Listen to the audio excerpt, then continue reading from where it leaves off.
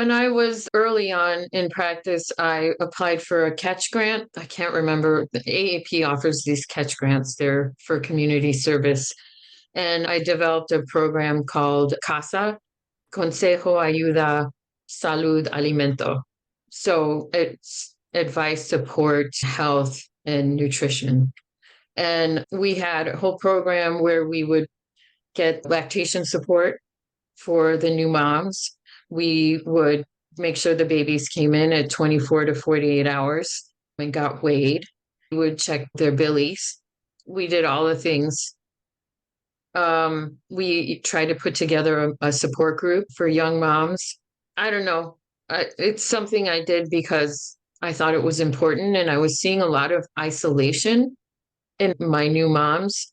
And I felt like there was something, if there was anything I could do to help establish or reestablish breastfeeding, to encourage it, to give the mom resources that she might not otherwise be able to access. That program was taken over by a hospital, and that hospital closed. Yeah. Yeah. Hospitals closing. It's a new story, unfortunately. George's Hospital in Long Island, where they're the last one or two practices going to the nursery, right? Very interesting. They just told us 2 weeks ago that at the end of January, they will be closing the maternity ward and their NICU. And they just changed their CEO. The CEO they had before was fantastic and was pediatric friendly. The OBGYNs, it was like one or two groups, and they wanted them to provide coverage 24 hours a day, but you cannot. And their amount of deliveries have decreased to like 600 a year, which I guess is not enough to sustain a nursery. But again, regulations, they had to keep all the nurses there. And we always wondered, what are these nurses doing when there's no patients? But they really couldn't care less. They just recycled the ward to another ward. The sad part of the whole story was this was the nicest pediatric maternity ward I've ever seen.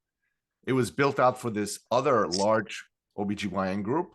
And then before they even delivered their first baby, they moved on to another big health system.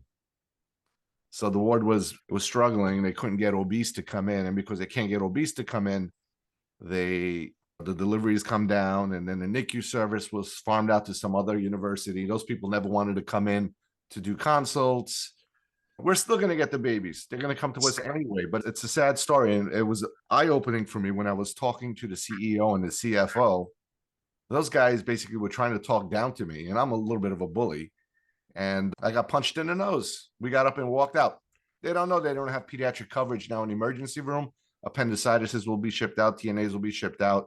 There's a lot of ripple effects by not having a peds ward. Appendicitis will burst. Yeah, it's okay. They'll burst.